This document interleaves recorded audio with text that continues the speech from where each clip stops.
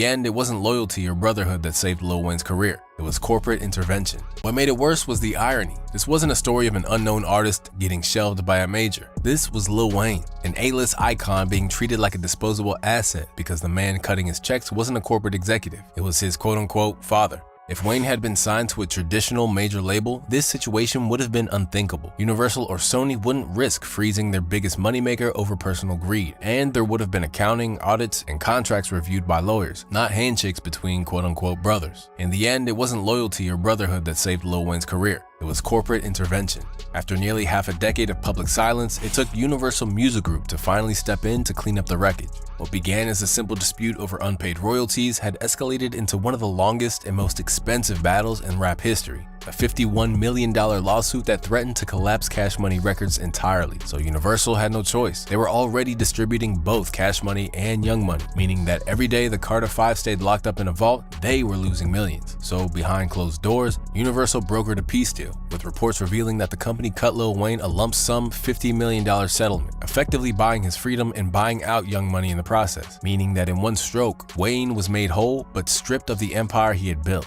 And now the very label he had created with his father to escape the system was now owned by it. When the Carter 5 finally dropped in 2018, it wasn't just an album, it was a cultural sigh of relief. And while Wayne walked away a free man, it came with a bitter truth. Had he been signed to a regular label, this war might have never happened.